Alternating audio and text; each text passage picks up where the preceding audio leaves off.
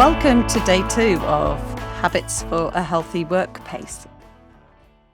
Today I want to talk to you all about what resources you, what recharges your batteries.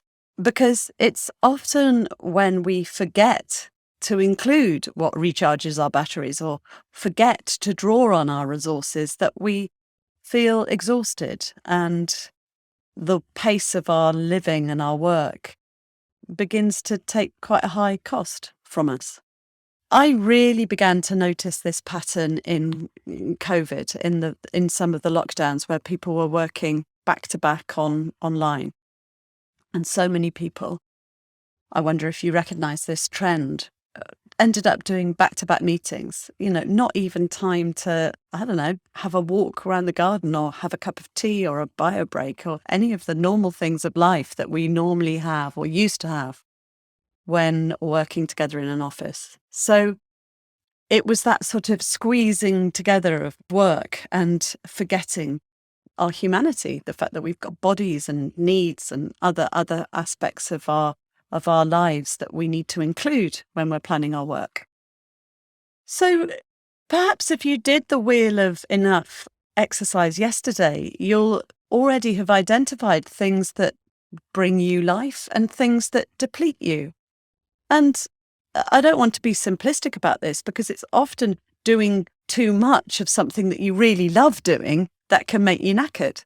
I love my work, but if I have too much of it or overschedule my diary, then I'll be really, really tired at the end of a day. So it's not just about making sure that you do things that are you enjoy to compensate or to balance out the things that you find just a hard grind, although that, of course, can be part of it. This is about making sure that in each day you have time to do something that does recharge your batteries. That could be having lunch with a colleague. It could be taking a half-hour lunch break and being completely on your own and sitting in the garden with the sun on your face. It could be going for a walk. It could be, any number of things. You'll know what recharges your batteries. But making sure that you put that into your calendar within your working day can be absolutely all you need to do.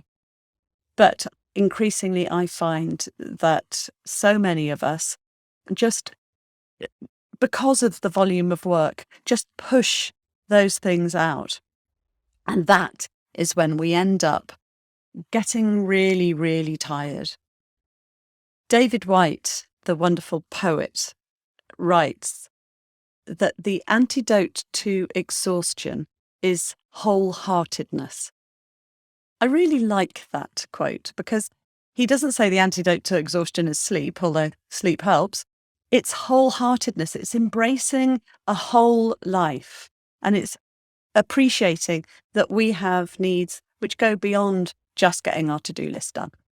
We know this, but sometimes remembering it can feel just a little bit difficult when there's a lot of pressure on.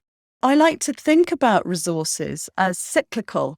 We go to bed and have some sleep and rest so that we have energy for the day.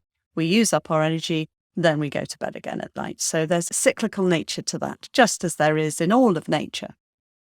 And when we remember that resources are cyclical and that we need to restore, rest, recover, and recharge, as well as give out energy, it can be a really useful thing to do. So my 2 questions for you today are, what is it that recharges your batteries? And question 2, how can you integrate something that recharges your batteries every day into your diary? I look forward to hearing how that works for you, and I hope it is a useful build on yesterday. So you've got 2 things now that can help you to be really intentional about working and living at the pace that is healthy for you. Take care.